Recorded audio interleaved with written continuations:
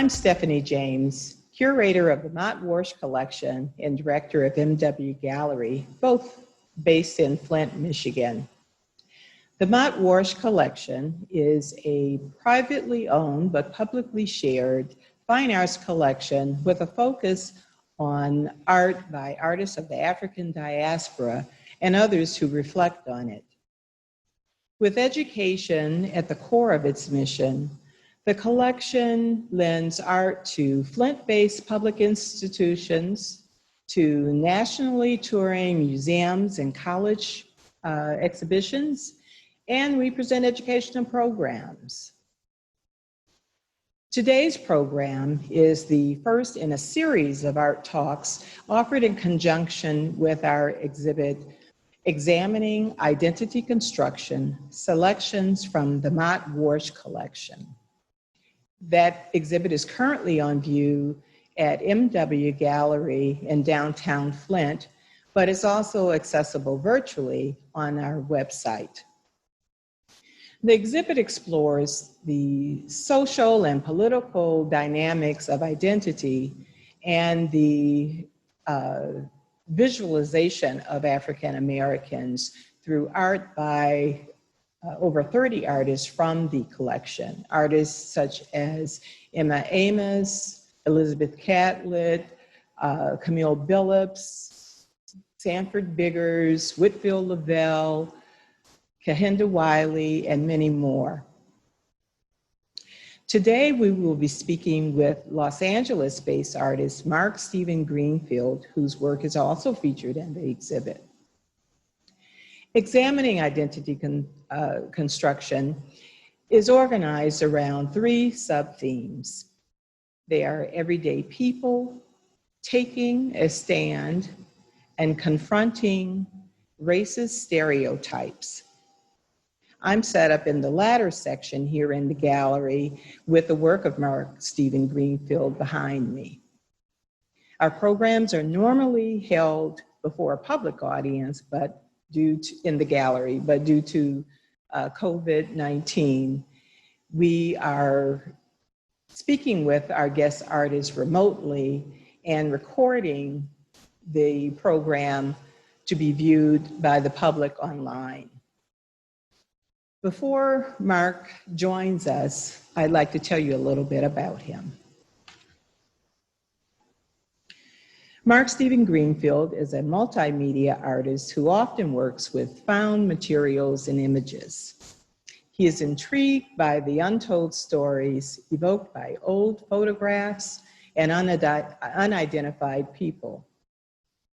His practice focuses on the complexities of the African American experience in society, often alluding to the process by which images are formed in the subconscious.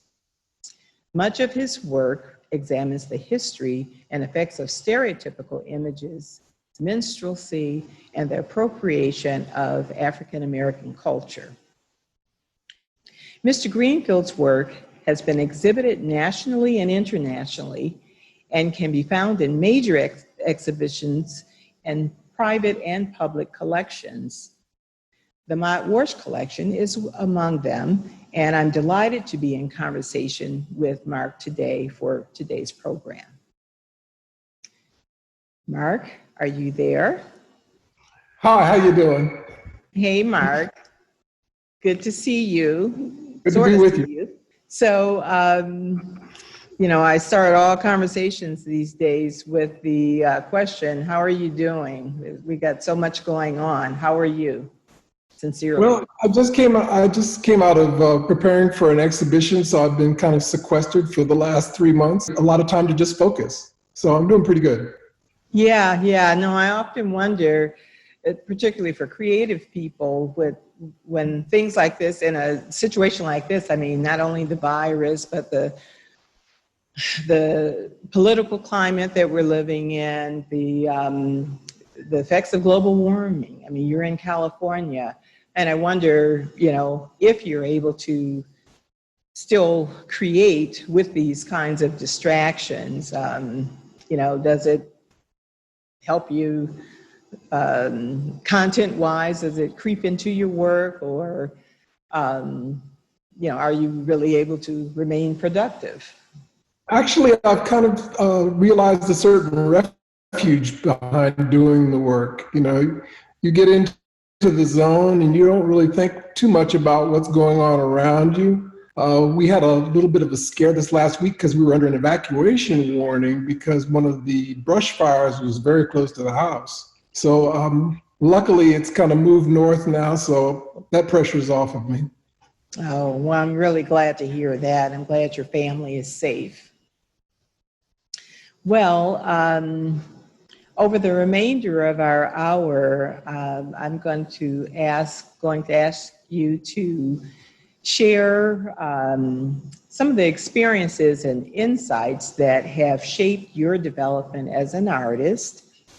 Of course, I'm particularly anxious to hear about some of the things that led to your creation or your work with the Black stereotypes and minstrelsy, images like those found in Examining Identity Construction.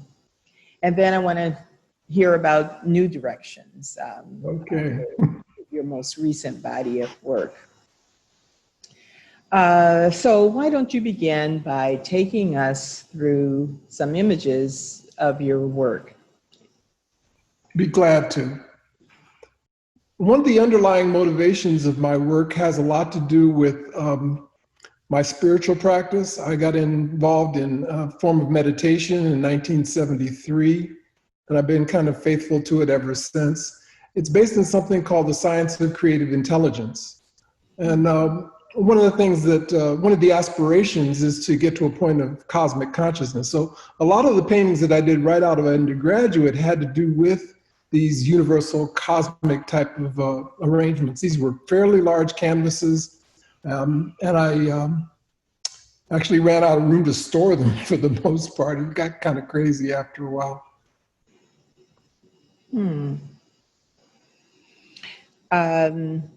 So yeah, you said you began that work right out of... I went to undergrad at California State University, Long Beach. Which was at the time was really known for the visual arts. There's a gallery in Los Angeles called Brockman Gallery. It's one of the first African-American galleries in town. And they had a division called street graphics. And we were doing murals a long time before anybody else was in town. So this is kind of a picture of the original street graphics committee. The woman that's the third to the from the left is Kinshasa Conwell, who went on to become director of Studio Museum of Harlem, and I think she's involved with the Smithsonian Museum now. Sitting on the ground is Alonzo Davis, and over on the other side is Houston Conwell.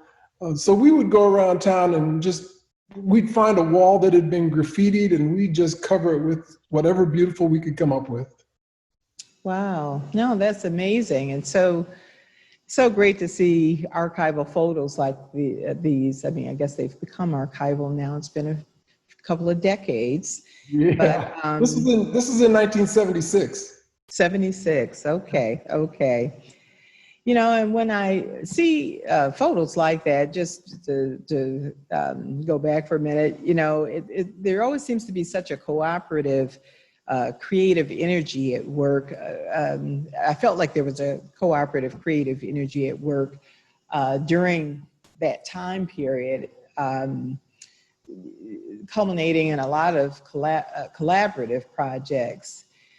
Do you think, is that a thing of the past? I mean, is that still happening? The thing is, there were fewer artists back in those days, particularly fewer African-American artists. And so, we really depended upon each other for that type of cooperation. Now, I mean, you've got African-American artists that are involved in the mainstream. The pressure isn't quite the same as it was then. There are other avenues and openings for African-American artists. So there's still some of it. It's just not as pronounced as it used to be. Yeah. This is another mural that was on that wall. It's called He, She, and It. This is one of the ones that I did. This wall really is kind of famous. It's runs down the main drag of the African American community. It's called Crenshaw. And for years, our kids had just been graffitiing the whole thing up. And so one Saturday morning, a bunch of artists got together and we decided that we were going to paint murals on it. About 12 noon, the LAPD rolled up on us and said that we were defacing public property and gave us all citations. Wow. A little later on in the day, one of the city council people who was African American got the charges dropped and actually got us little stipends for doing this. Wow. This wall has been really organic. When we did it, it was with the idea that whatever we did could be painted over within a year or two. And so it's been kind of a growth type of thing. And now there's a development called Destination Crenshaw, and there are plans that are aside to actually keep this wall alive. So we're really happy about that. So it is still intact. It's still intact, but the murals, at this point, if you were to chip away, there are probably 25 different coats of paint on it. Wonderful, wonderful. This was a series I did. For a time, I worked in Watts. I was the director of the Watts Towers Art Center. I had a lot of interactions with gangs in the neighborhood. This is called Crips, Bloods, and Dreams, and it was almost at the beginning of the talks to establish the gang truce in Los Angeles. And this is like a homage to all those that were killed, even the ones that got caught in the middle of the fire. So. And if you'll notice in these pieces, there's a mandala. Mandala is traditionally associated with the meditative practice. When I was doing this work, it became a lot about the process. So the process of actually creating these things in itself was a meditation. The end result became kind of secondary after a while. I see. Were you showing your work? Wherever I could and whenever I could, we would find alternative spaces to show work regularly because there were so few venues in town that would show the work. When I first got out of college, I would go to different galleries with my work and they'd say, well, we really like your work, but it's so ethnic, which was code for Black. And we understood that. So, we had to come up with alternatives.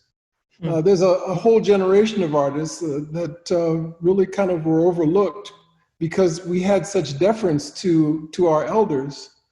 People like Betty Saar, like Bill Paggio, like Charles White, Richmond Barthé.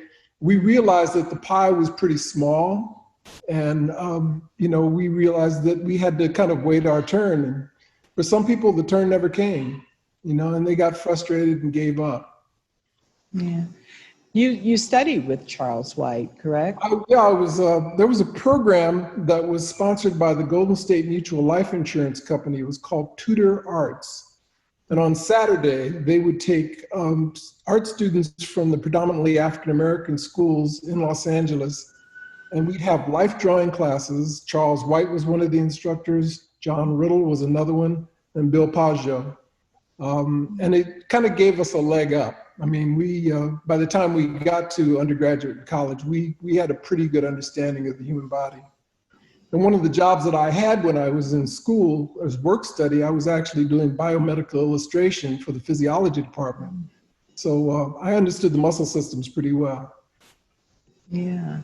Now, those sound like really valuable experiences. I mean, especially as revered as Charles White is by generations that have followed him, so revered for his drawing skills, printmaking and painting, but also for his commitment to, as he described it, portraying Black people with dignity.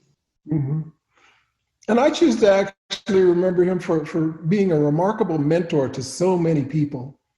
I mean, recently when they brought his retrospective here to Los Angeles, they had a companion exhibit of all the students that had been influenced by him. And it was a cast of thousands. It was amazing, the people whose lives he touched. That's great. So this was actually from a series of paintings and drawings called Crenshaw Consciousness. There were things that happened in the Crenshaw area. I chose to kind of chronicle a lot of the musicians, dancers, artists, and eccentrics that lived in the neighborhood at the time, but also certain events. This had to do with a robbery that was at a McDonald's not too far away. And they didn't realize when they went to rob it that the people behind the counter had guns too. And there was a shootout that happened. And because they're such bad shots, nobody got hurt. And the police just kind of stayed on the sidelines until they ran out of bullets. Incredible. That's pretty incredible. So it was called Possible Confrontations Over Lunch. This is a piece that's actually in your collection, I believe. Yes, it is. Yeah, it's called Patron Saint of the Middle Passengers. Middle Passage, everybody is pretty familiar with, I hope. On one side of this, you'll see the slave auction block in New Orleans, and on the other side, you'll see an image from Gorée Castle in Senegal.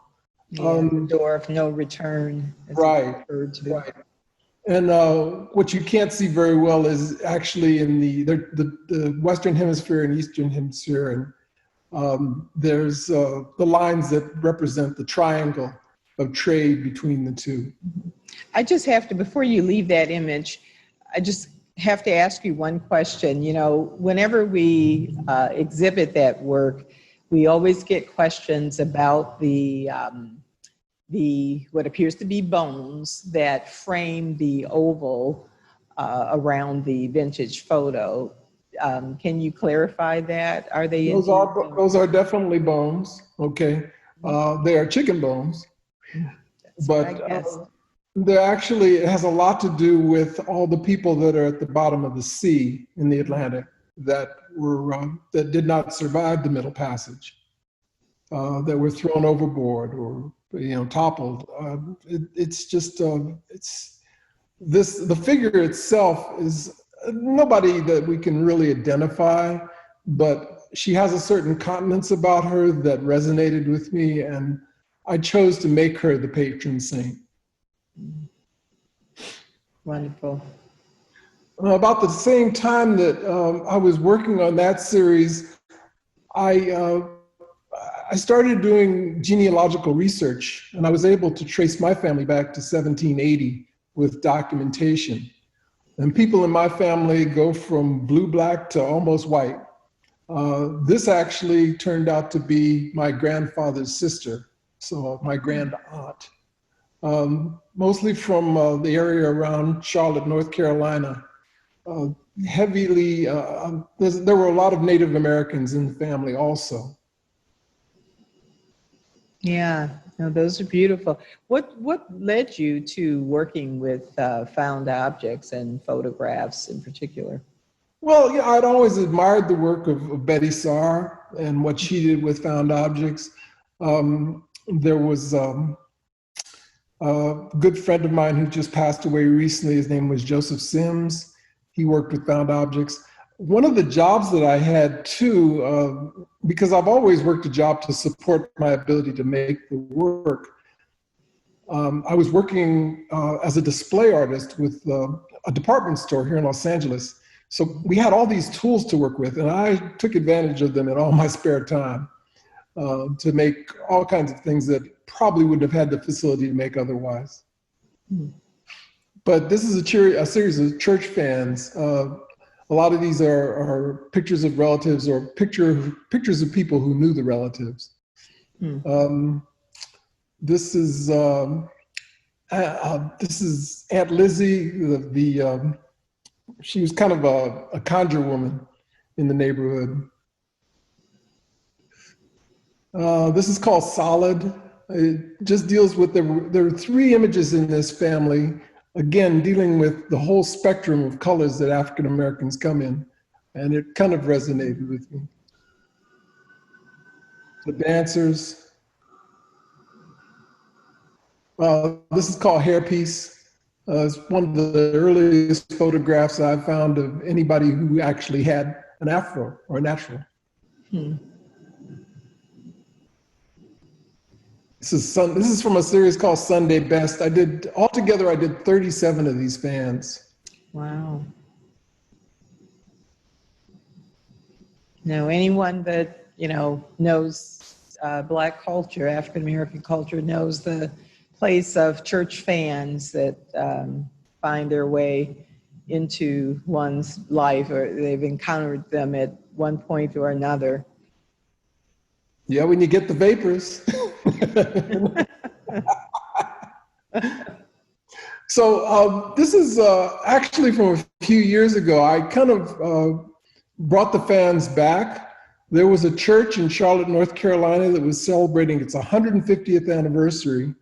And they allowed me to do this installation in the church where we actually took church fans and we took all the members who had ever attended the church that we had record of. And I asked people in the neighborhood to bring photographs of their family members. They were all mounted on these church fans, and we covered the sanctuary. We had over 400 photographs. Wow. Now, I'm sure that was very meaningful to the members that were able to participate. People cried when they saw it. It's like, they remembered relatives, they remembered people that had gone to the church. The irony was, as I was working on this and I'm going through the church records, I actually ran into some of my relatives that had gone to that church. Really? Yeah. It shook me up.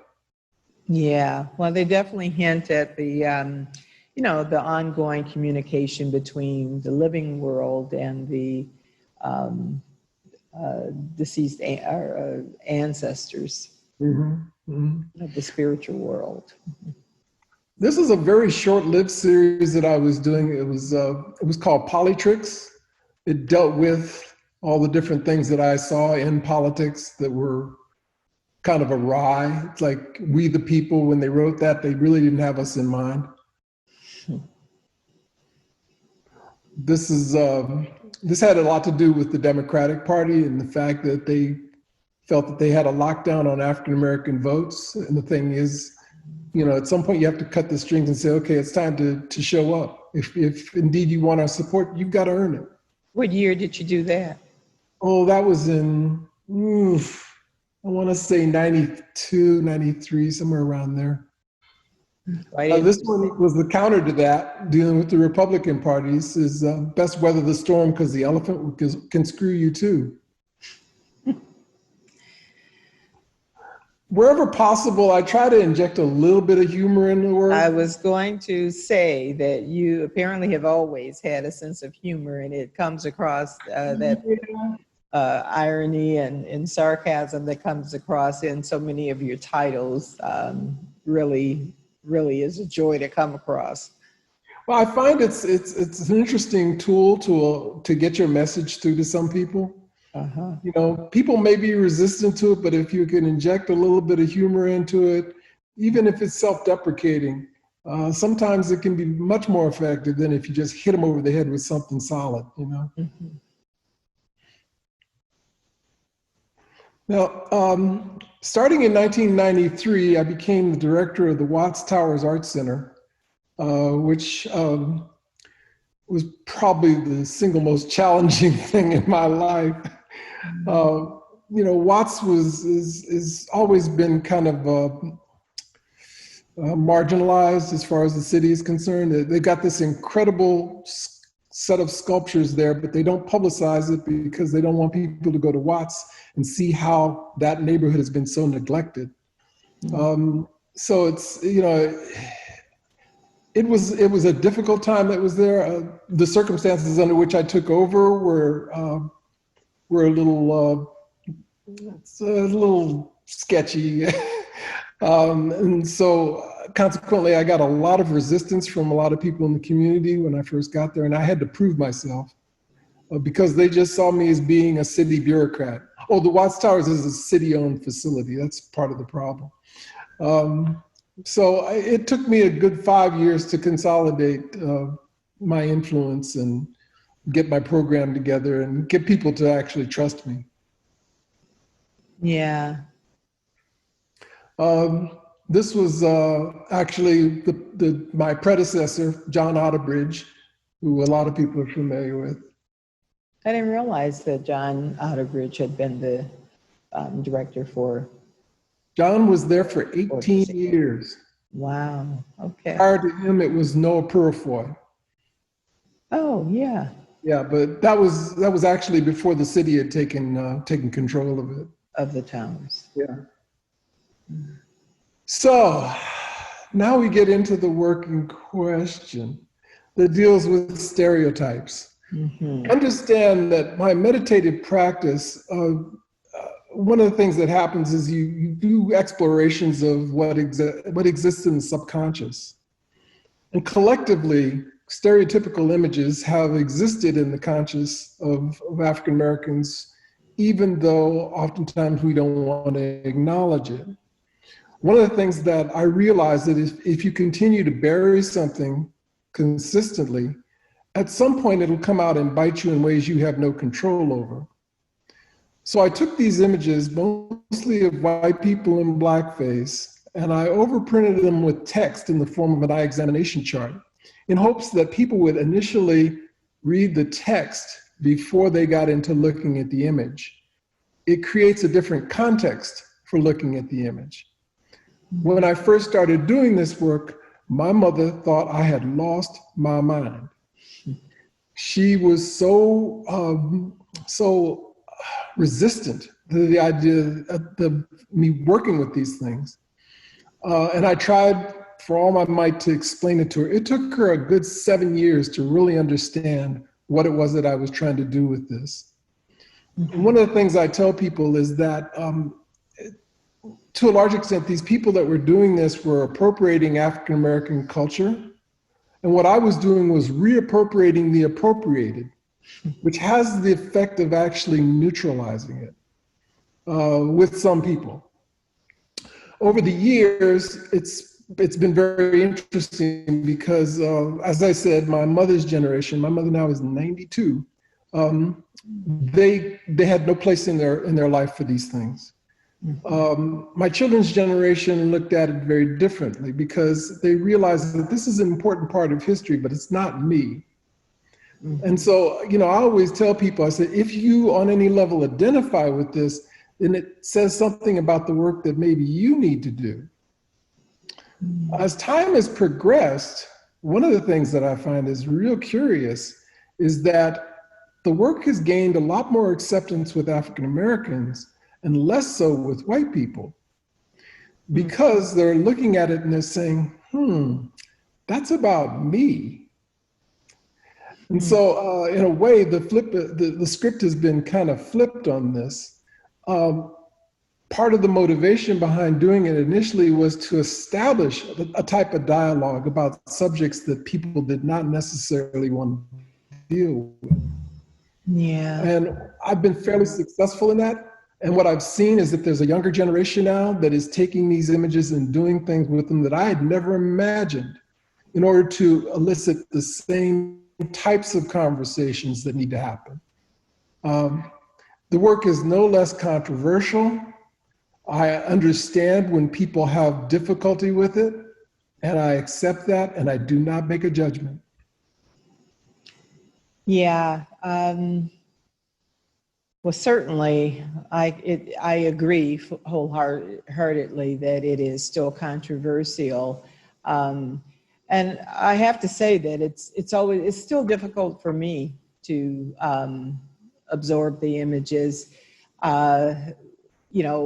Intellectually, you can understand what the intentions are, and I'm totally in agreement with that. And yet it's still, it's still painful to think about that history, And I totally, I likewise, I come from a generation of parents that whenever I work with images like that in my museum work in the past, they would feel as though I don't care who made the work. I don't have any use for that kind of imagery because it is so painful, because it did truly touch their lives. And So it is complex. I mean, you talk about the complexities of the African American experience. That is a complex situation. And I guess I might push back a little bit on the idea of putting the onus almost on African Americans to have to question themselves if the imagery is bothersome to them is difficult. But I do agree that as time passes, certainly the younger generations some of them don't even understand or know the history. So often the history isn't known, and that's one reason why we feel it is, with the Mott-Warsh Collection, it's important to include these kinds of works in the body of work that we collect, truly conveying a myriad of experiences of the myriad of the African American experience. Mm-hmm.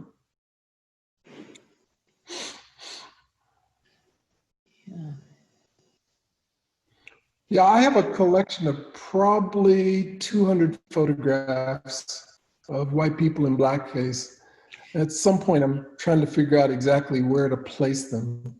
Yeah, that's what I was going to ask. These are all vintage photographs, and that is a question that we often get is, are the figures blacks in blackface or whites in blackface? But they are indeed, the majority of, well, at least the ones that you're showing are whites in blackface. And these are vintage photos that were a part of popular culture, correct? Right. Mm-hmm. Yeah. And I see in some of these, you're incorporating, again, some abstract elements that a couple of images back with the, again, with the discs and circles. When I was in graduate school, I majored in painting and drawing, and almost as soon as I got out of graduate school, I went digital, and that's the way I was able to manipulate those photographs. But there's always a part of me that wants to put my hand back in it. Uh-huh. And, so that's kind of eventually that's kind of where I had to go back to. And the thing is, I find a great deal of comfort and peace in the craft and the execution. So my work has kind of changed now, and it's gone much more into the area of craft and painting. Really? Wow. Well, I guess I'm curious, did you achieve what you started out to achieve in creating these works? I got the conversation going. And, at this point, like I said, I think there's a younger generation that continues the conversation. Matter of fact, this is a perfect example of it. This is a guy named Jason White. He and another student, African-American named Aaron White, put together a theatrical production called The Dance, which you can actually, I think you can access it through YouTube. And The Dance was the history of minstrelsy. And they actually have packaged this thing now that not just African-American stereotypes, but Asian stereotypes and Middle Eastern stereotypes and Latino stereotypes. And they're presenting this as part of orientation at some universities, because in some instances, some of those students have never had any experience anybody other than, their kind. Sure. And so what they've found is that this theatrical production gets the message across and actually educates them in terms of the sensitivities of other ethnic groups. And so it's Jason and Aaron White, and they're graduates of Cal Arts rather, and they're probably in their early 30s now. At the time they were doing this, they were in their 20s. I was gonna say, wow, that's still pretty young. Right. And the thing about it is this black background that's here, what happens is that when you look at the piece, it gives you a reflection of yourself. So the images in the piece are actually looking at you, looking at them. Mm. No, it's really fascinating work, Mark, I have to say. You know, and, you know, don't get me wrong in expressing any discomfort with it. And our visitors too. I would be surprised. Yeah, the visitors certainly express it, you know, as well. But that should happen. That is the point, again, that there should be a reaction and a discomfort in seeing that kind of manipulation of a culture and really distorted perceptions or portrayals of a culture. Mm-hmm. So. Mm-hmm. So then I started to look at some of the things that were associated with the stereotype, in this case being watermelon. And this field that you see that's around it is actually kind of akin to automatic writing. It's done with pen and ink. It's very, very spontaneous. Each shape kind of builds off of the other shape. And the thing, I got into the history of watermelon, which a lot of people are unaware of. Originally, watermelon came from the Nile Valley, and it was brought across the Sahara on caravans to West Africa, where it became wildly popular, and it would grow under almost any circumstance. But the interesting thing is that watermelon appeared in the United States in about 1620. But there's no ship's manifest that ever records watermelon being brought over. So the curious thing is, how did it get here? Right. And we found that the seeds can stay in your gut for up to 3 months. Oh my. So this piece is called Stowaways. Okay. I was so curious as to the meaning behind that title. Mm-hmm. You know, wondering who was the stowaway, and was it the watermelons? But I did not know of that history of the watermelon. Let's see. This is called Budget Doll. I tend to frequent flea markets in Southern California. One time I found this little cutout of a doll, and the eyes and the mouth were made out of the hole protectors for binder paper. And it kind of resonated with me. I didn't know too much about it. And I had it sitting in the studio, and then one of my mother's friends came by and she saw it. She said, "Where'd you get that?" And I explained. She says, "Well, when I was a kid, my father used to make dolls like this, and then we'd spend a year making clothes for it." So I said, "So it wasn't about the stereotype?" She said, "No, no, we all had them." So that's why it was called Budget Doll. Okay. Yeah, no, I really love these pieces with, I think I mentioned before that they kind of bring to mind horror vacui, that fear of empty space that is, you know, practice found in a lot of through art history.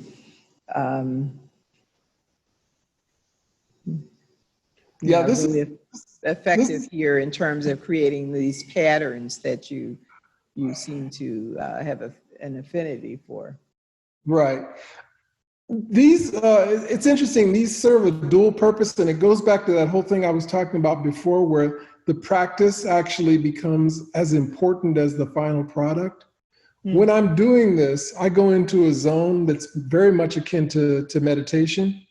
And in this instance, this is supposed to be cotton, but at the same time, each one of those is kind of symbolic of the mantra that I used in the meditative process. It's got a green cast to it, and I tend to call it collared cotton after collard greens. Ah, clever again. This one actually was part of the same series the cotton field again. It's called Consequences of an Unmet Quota. If you did not meet your quota, sometimes you could be beaten.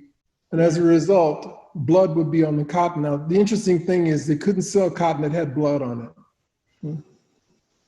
So all you see is this whip that comes across here, and some of these cotton balls are stained. Wow. This is Tar Baby's acres. This is what would happen if Tar Baby ran through a field of cotton.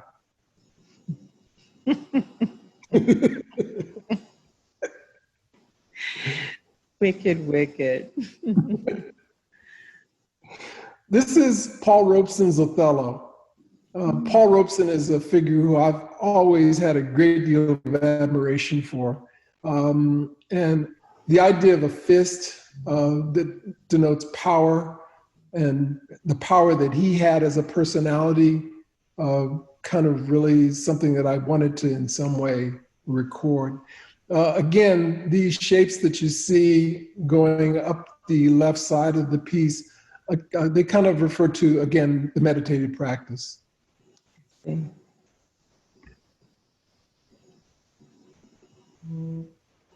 This is called Bones for Mr. Jones. This was a tool that was used in the minstrel shows, like castanets. They would make a noise, but that noise is a vibration. And on the right side, you see that mantra that keeps going through the different levels of consciousness. These things were actually created using Coroplast, which is a corrugated plastic. And I would actually inject paint into it, and it would create 3 or 4 layers of Coroplast, each with paint in them. So that's why you get kind of this diffused character to these. Very interesting. This is called Magic. This one, I think this is owned by Lawrence. I'm sorry? What's the title again? Magic. Magic. Yeah. And this one is owned by Lawrence Fishburne.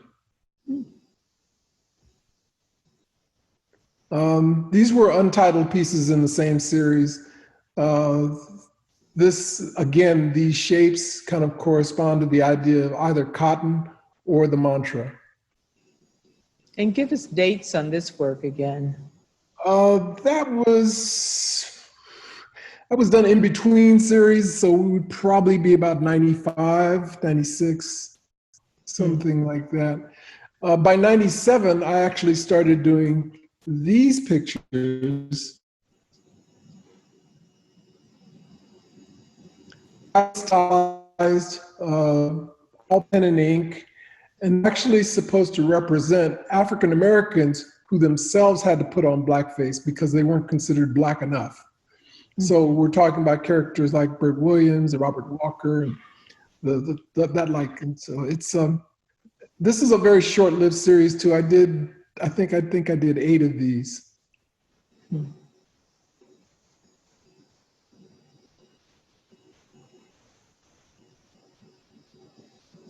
That's Billy Kersands.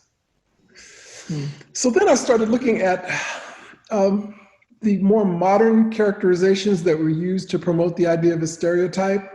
Started looking at cartoon characters, particularly there was Ralph Bakshi, who had a character in Fritz the Cat called Duke the Crow.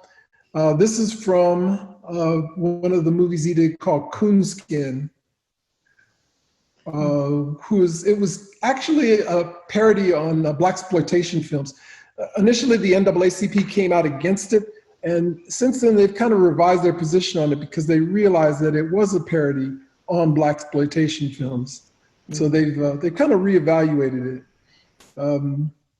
So this was the principal character there, and my idea was to take him and put him in the middle of a wheat field somewhere out in the middle of the country so he could do no harm to anybody. He could shoot his gun all day long, it wouldn't matter.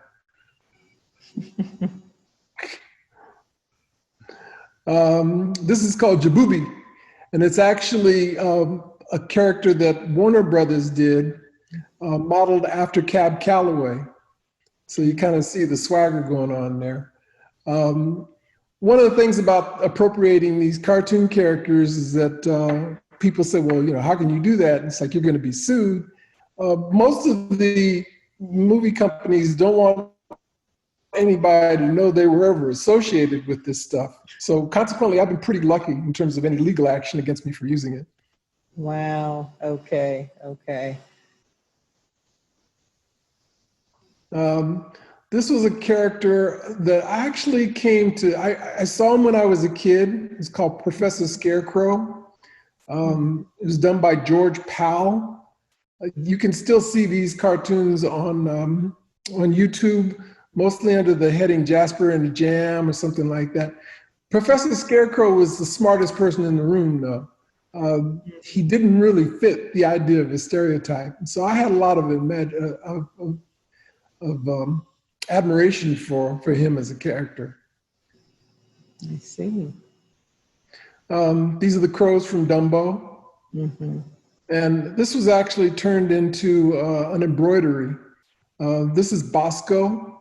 Bosco is actually modeled after a minstrel figure. This is black on black embroidery. Okay. Have you done much fiber work like that? I have not, and I won't again. There's a point. Okay. It's a point where you got to be smart about these things. This is where am I? Sambo. This is a Sambo figure. It's I'll say be prepared. And so if you notice, Sambo's strapped. He's got a gun. He's ready for anything. Okay. This is probably one of the most racist cartoons you're ever going to see. It is, again, one of the things that you can catch on YouTube. It was done by, I think, Warner Brothers again. And it's called... what do you think the dates? I'm sorry, Dean. These are in the 40s, early 40s. 40s work. Yeah. This is from a cartoon called Coal Black and the Seven Dwarfs. And I've only seen it about 2 or 3 times. It's too tough to watch, quite frankly. Wow. And then Bugs Bunny was not immune. They made him up in blackface too. This piece is owned by this piece is owned by CCH Pounder. And then kind of as a nod to a different generation, this is a character from Dragon Ball, Mr. Popo. And if you ever see Dragon Ball, he's the smartest person in the room too. So it's like I put him on the same level that I do Professor Scarecrow. And this is Duke the Crow from the Bakshi cartoons.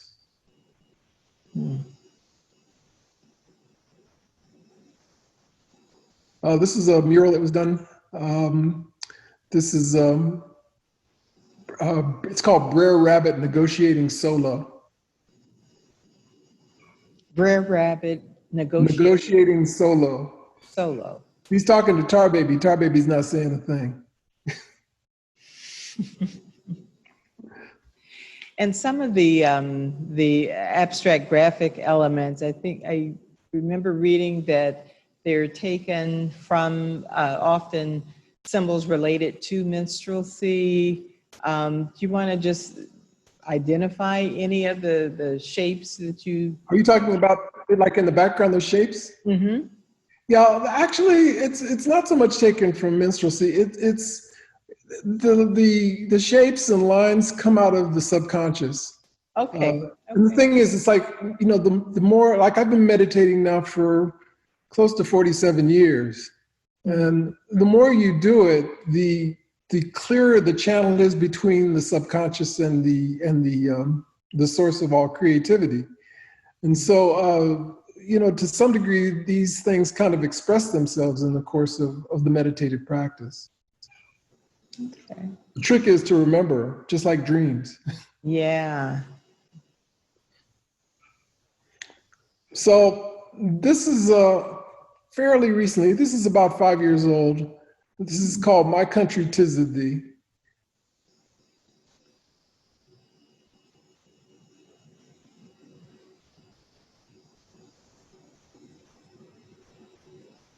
It's a series, My Country 'Tis of Thee. Okay. And there are certain things that I've seen in government as of late that kind of remind me of jokes.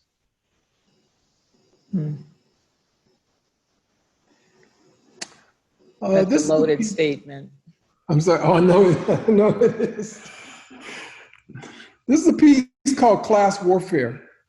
It's one of the things that oftentimes we don't talk about among ourselves, about certain levels of discrimination within the race.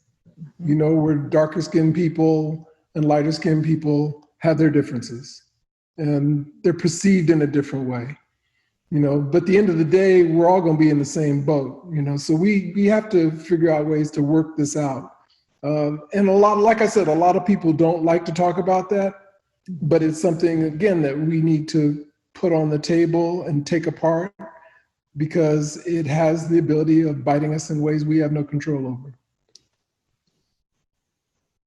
No, I totally agree. This is called Frankenstein. Scares me even to this day. Yeah. It's sometimes interesting to me, particularly the work that deals with stereotype, why people decide they want it in their collection. And I'm always careful to vet those people to figure out how they intend to use it. Mm-hmm. If they would use it in a way that I didn't think was appropriate, I would definitely walk away from that sale. And I have on a couple of occasions. No, that's I'm glad to hear that you're conscientious about that kind of thing. I was curious, particularly when you first started creating the stereotypes and working with, for instance, the eye charts.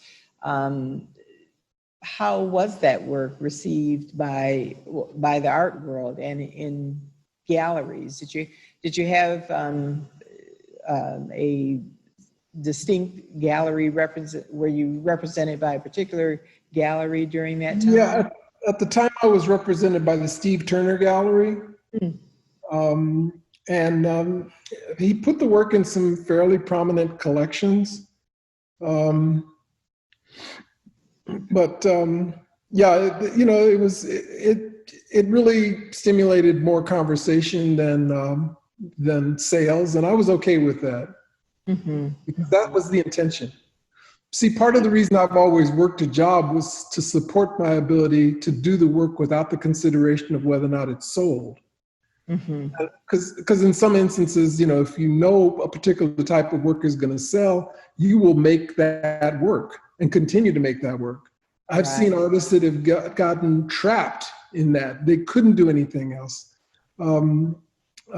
Case in point, my good friend Varnette Honeywood, who had ideas of all kinds of wonderful things to do, but she realized that she was having to take care of herself and her mother and her sister, and she had to have an income.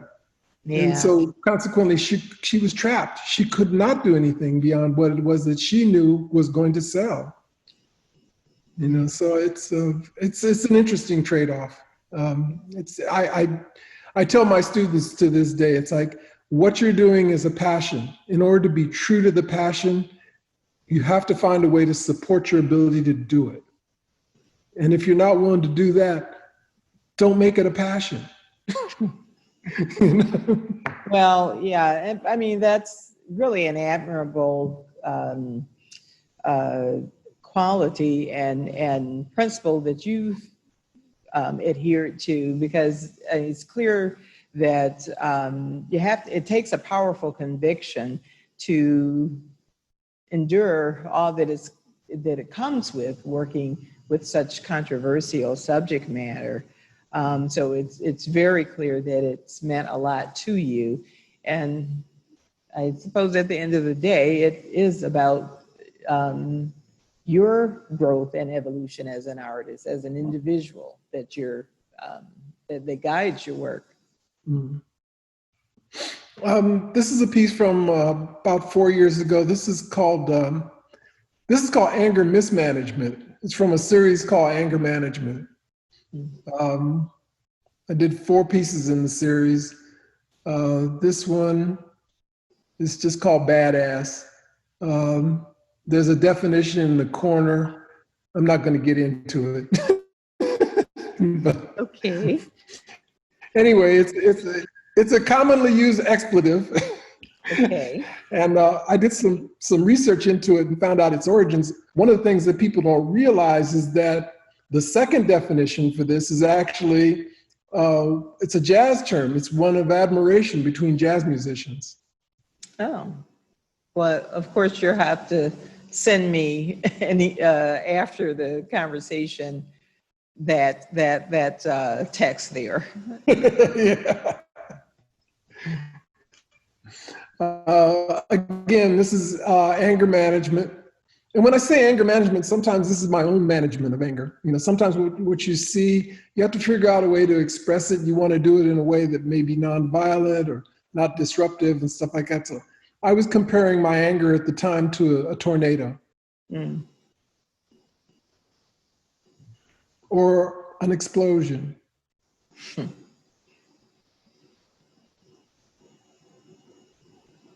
So for me, these 4 pieces were as therapeutic as anything else. Mm-hmm. A few years ago, I was lucky enough to do a residency in Brazil, in an island called Itaparica. There was an artist that came out of Bahia whose work I had admired for a long time. His name is Mestre Gigi. He's actually a high priest of Candomblé. And he would make these sculptures that were used ceremonially. And he passed away while I was there, and I decided to do this homage to Master Gigi and use it in such a way where people could actually measure the tide by this sculpture. So the tide would come in, it would come up to a certain area. That's when people know that the water was this high and so forth. I used the same thing for an exhibition. Again, this is again about cotton. I see. It's called Cooties in a Cotton Patch. And down on the ground, you'll see a bunch of cooties. This is where the residency was. It was kind of like you died and gone to heaven. Yeah, yeah. That was the view from my studio. Wow, that was your view to. That was my studio. Look out onto in your studio. Wow. And that's me with one of the pieces. Mm-hmm. Again, fascination with cotton. One of the things that I came across when I was in Brazil, I was fortunate enough to attend a number of ceremonies while I was there. One of them is called Egungun, which actually goes back to Central Africa. Mm-hmm. And so I started to really explore this whole idea of Egungun. This is kind of the traditional dress of an Egungun. I should explain the ceremony itself. People become possessed of the spirit. And this happens on this island maybe once or twice a year. The spirit kind of descends on this village and about 30, 35 people express it. When this happens, you go to a tierra, which is like a theater, and there are about 250 people in there. Half of the women's section were all high priestesses of Candomblé. I was considered an honored guest, and so I was seated in the front. These Aguns have remarkable ability to prophesy the future. They give advice. They're speaking in Yoruba, which is translated into Portuguese at the same time. But understand that these Aguns are all in a trance, and this trance lasts for probably 2 to 3 weeks. This ceremony that I was in was a 17-hour ceremony, and we were literally locked into this building. You could not escape. Occasionally, the Agun would actually rush the crowd, and they have a combination of both positive and negative energy. If the Lagoon touches you, you are marked for death. People have been known to walk out of this ceremony and get hit by cars, struck by lightning, have heart attacks, all kinds of things. So as the honored guest, I'm sitting in the front, and this Fulbright fellow was there. He slipped me a note, said, "Don't let the Lagoon touch you." I said, "Don't worry." The first time he rushed the crowd, I repositioned myself up against the wall so I could push back, because people get stepped on and furniture gets broken. It's pandemonium.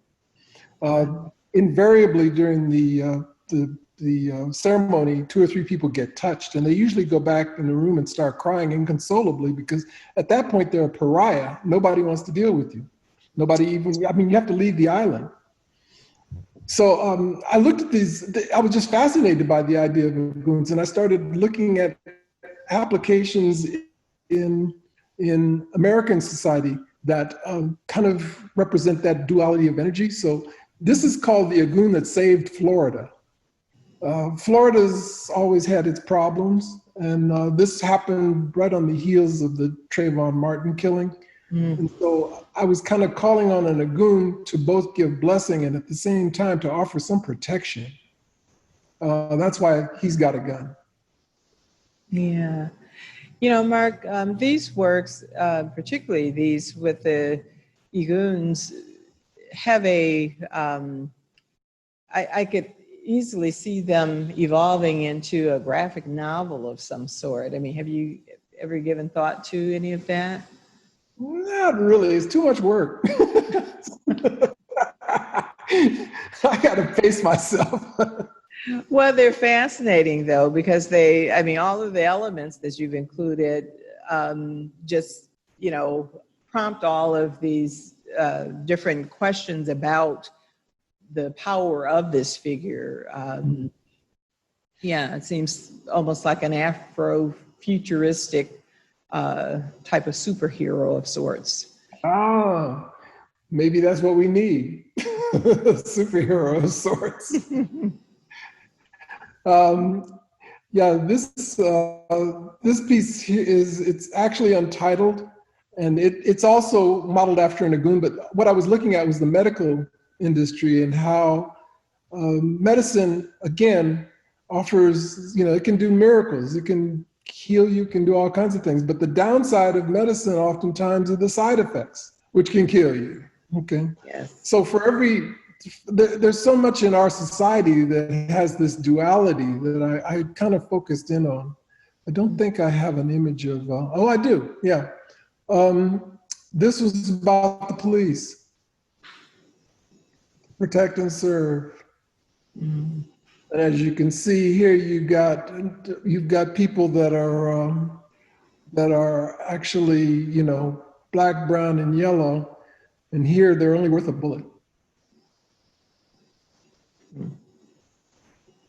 This is about technology, the lagoon. You know, the thing, technology again works miracles, but at the same time, it's at the expense of knowledge. You get stupid. You learn how to do anything, you know, a lot of things.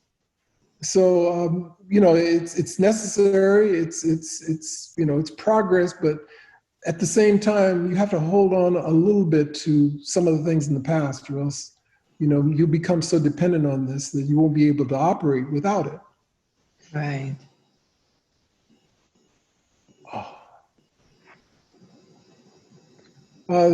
This is okay. So this was about 4 years ago. I did a residency in North Carolina at the McColl Center for Art Plus Innovation. It's a wonderful residency. And I used most of the time actually to work on a project for the Metro Rail, because I'm doing one of the metro stations there. Mm-hmm. While I was there, which was the summer that the police had killed somebody else, mm-hmm. there was a demonstration. And the first night of the demonstration, you know, talking to my mother, she says, you know, don't get involved in that. And I said, don't worry, it's about 6 blocks away. The next night it was on my doorstep. Wow. So it was interesting because you had these two dueling megaphones. And again, I went back to the idea of the lagoon to act as a mediator. somehow something needs to come in between these two entities so that they can understand each other.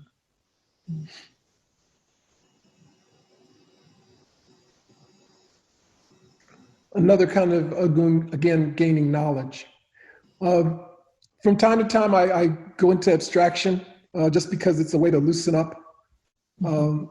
These are actually done on Duralar, which is kind of like a mylar.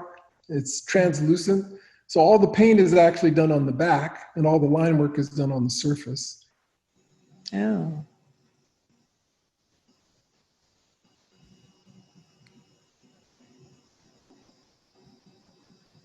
So then we come into some of the most recent work. This is all work that's been done within the last 3 years. This is called Hive Mantra. Deals with the whole idea of the vibration that's made by bees that in many ways kind of mimics the idea of a mantra. These shapes that you see here are what I've come to characterize as the mantra. And there's repetition, they're going through the different levels of consciousness. All the area around these shapes constitutes the subconscious. These are fairly large too. They're all 6-7 feet.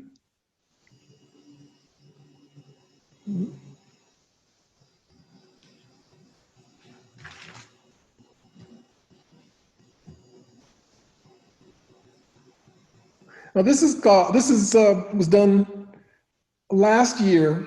It's called Zhong. It deals with the Zhong massacre. Yes. People are not. Are you familiar with it?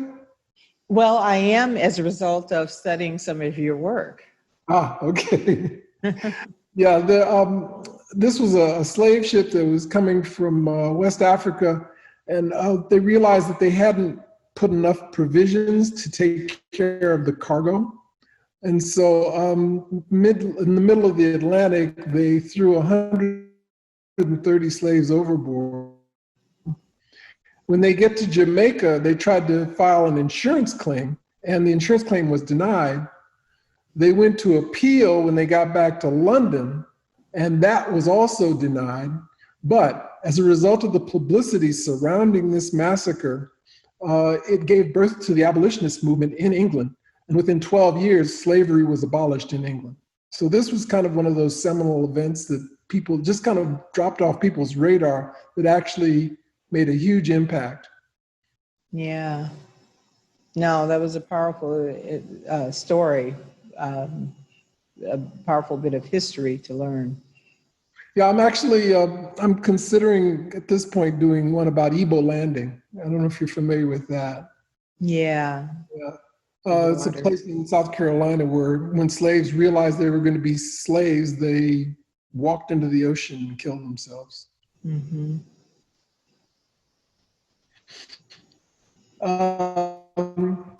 This is called On the Money. It's a series called On the Money, On the Money 1, 2, and 3. One of the things I was looking at old currency from the South, and wherever African Americans were depicted, I kind of focused on those. One of the things I realized that is On the Money, they didn't characterize us as stereotypes. There's a certain elegance to the way these were executed, even though the subject matter is problematic. So on the backs of each of these, I actually have scanned copies of the currency. Mm. And then this is the beginning of the work that I'm doing presently. This was the first Black Madonna that I did. Wasn't all that happy with it, but since then they have evolved considerably. The whole idea of the Black Madonna is fascinating when you get into it. Black Madonnas were in Europe around the 13th and 14th century, and they really represent a new beginning. They were there during the Renaissance. I've read extensively about it, and one of the things they talked about was that a disproportionate number of miracles are actually attributed to the Black Madonna. There are over 500 of them in Europe, and people make pilgrimages to them quite often. But I was more intrigued by the whole idea of a new beginning, them at the time being kind of the at the forefront of the Renaissance. And hopefully at this point in our existence, we're at the forefront of a new renaissance. I'm trying to remain optimistic as possible. But in the background, what you will see oftentimes are images of white supremacists that are being dealt with in the same way that we have been dealt with in the past. Lynched, hung, electrocuted falsely, accused falsely, all kinds of things like that. And part of the rationale behind that is that sometimes in order to, if you see yourself as a victim, you're more apt to understand the concept of empathy. So in this instance, I have these figures that are associated with white supremacy that are paired up with this image of mother and child that is equated with universal love. Love in this instance is the dominant factor. No, I found these new paintings by you really intriguing. I don't know if you have some in your selection of images here, but the ones in particular that really are presented as an altarpiece would be as an altarpiece painting would be presented with typically the patron saints or patrons of the artists themselves incorporated on the wing pieces, and you've replaced them with right. Yeah, I have a couple of images of those coming up. Oh, good. This one is called Distress. And understand that these Madonnas are all taken from classical Madonnas that were done in the 14th and 15th century. This one was done by Leonardo da Vinci. I just changed the coloration of it and gave her a new hairdo. In the background, you'll see the American flag upside down, which for those that know, when the American flag is in the upside down position, it indicates distress. Mm-hmm.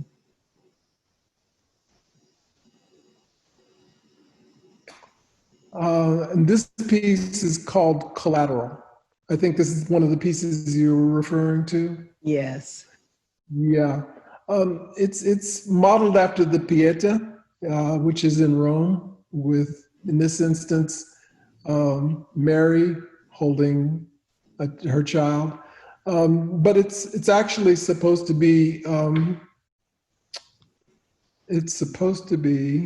on a minute. Okay.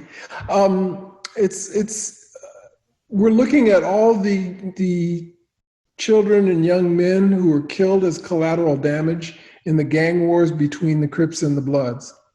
In this instance, Crips being on the left side, Bloods being on the right. I chose to actually put them all in their underwear because I wanted people to understand how vulnerable African-American youth are. And when you're in that situation, you do look vulnerable.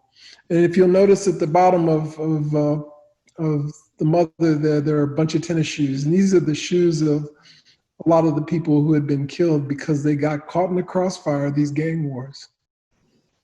I know a few. Yeah, those are really moving, Mark. And I think that is it. Yeah. Mm-hmm.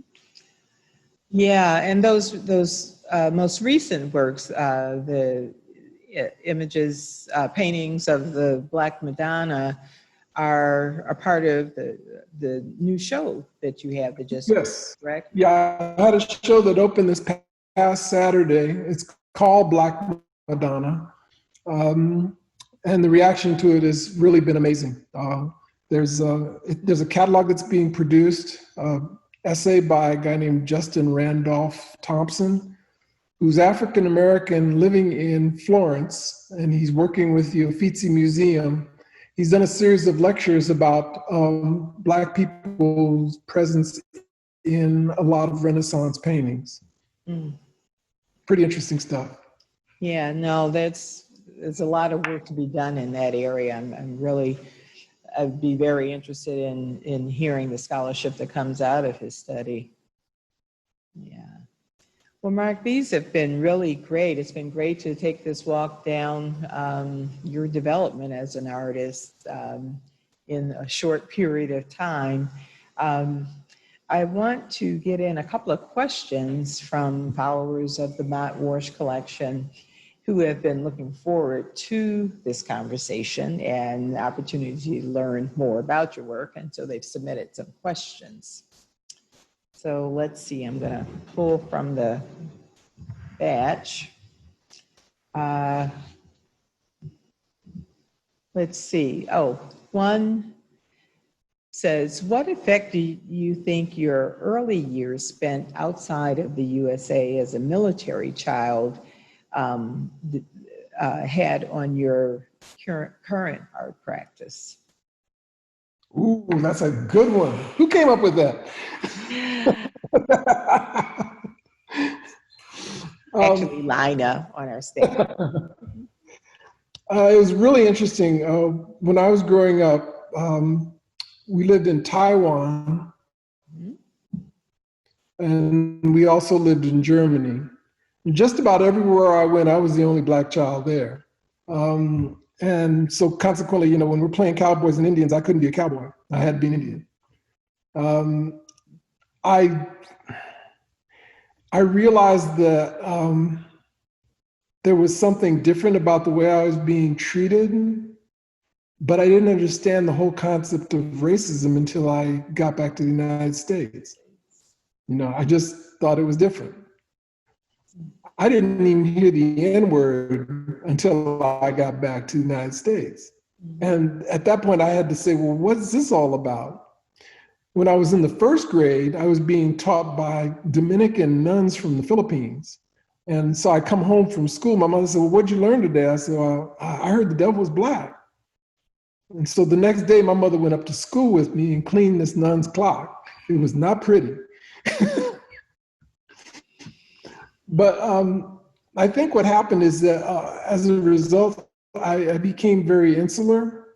My father was fairly strict, military man. He was a Tuskegee Airman. He had issues of his own to deal with because he was half white, didn't know quite how to identify. But he was, that whole idea of, you know, it's my house and it's my rules and all the rest of that stuff, there was very little room for self-expression in my house. So consequently, when I started doing artwork and it became an outlet for me, an outlet for expression. And I don't quite know what I would have done without it. You know, there were points where I was a nervous wreck because Pops he was on me. Wow. No, that's great. Thank you for sharing that. That's, you know, very personal, but yeah, I can only imagine what that experience was like living abroad. But I imagine you also were introduced to, were you actually drawing on your exposure to art by other cultures during that travel, during your childhood? Oh, absolutely. Yeah, absolutely. I mean, you know, by the time I was 10, I had been in and out of so many museums. I thought it was something natural that everybody had. You know, I had seen those things of, you know, Madonna and Child far back. I was raised Catholic. I was an altar boy. I knew the Mass in Latin. You know, I went through all that stuff. It was only until later on in life when I didn't feel that religion itself was serving its purpose. And that's when I started doing more exploration into, you know, the spiritual, meditative practice and stuff like that. And right now, as a result of my meditation, I feel closer to God than I ever have. Wow. I'm going to pick two more from the list of questions we have. Let's see. Well, this is interesting. Someone wants to know, what does a typical day of working in the studio look like for you? Oh, that's such a boring question. The typical day. Not for those of us who aren't creative.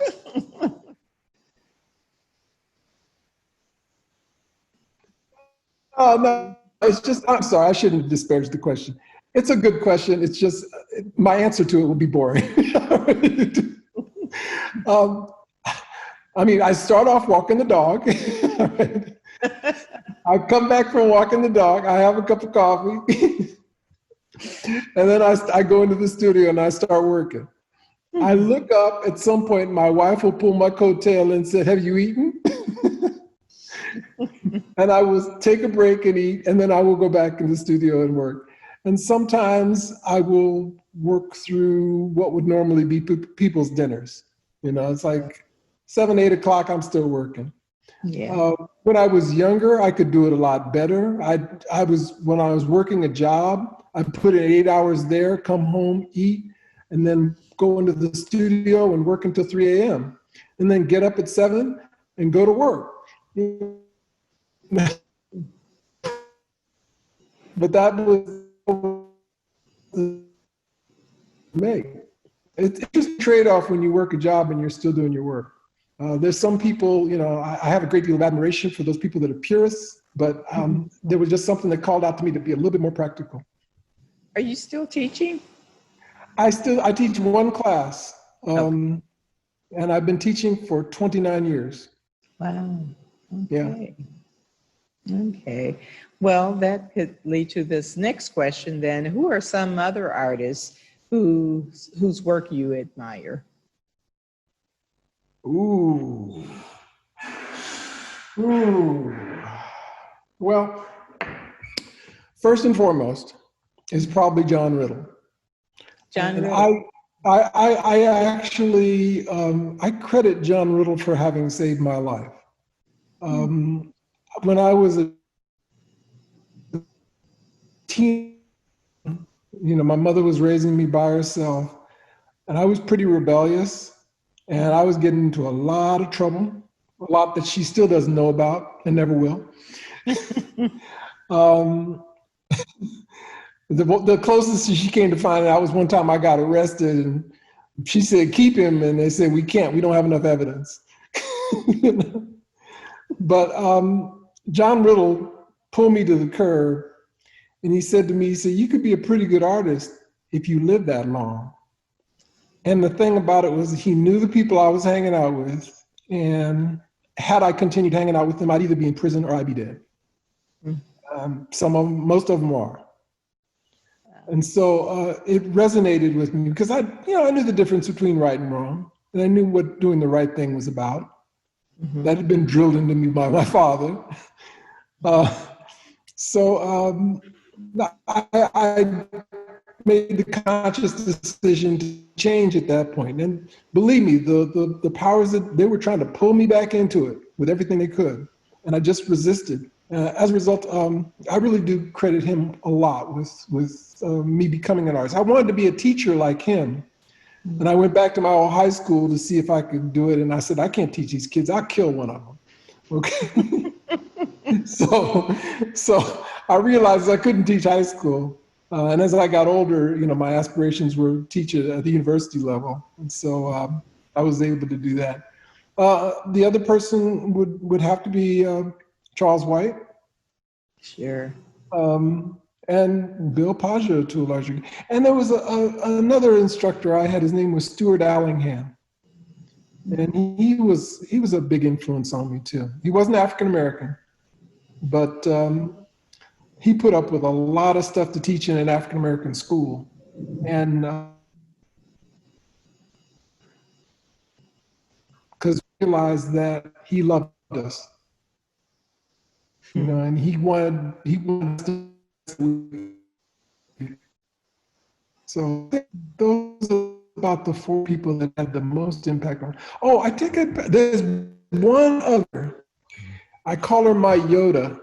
This was a very diminutive Japanese woman, stood about 4'6", and in a situation where there weren't that many other African Americans in a graduate program, she sustained me. She kept me, whenever I get discouraged, she'd say, "Okay, it's like, you know, just buck it up, deal with that."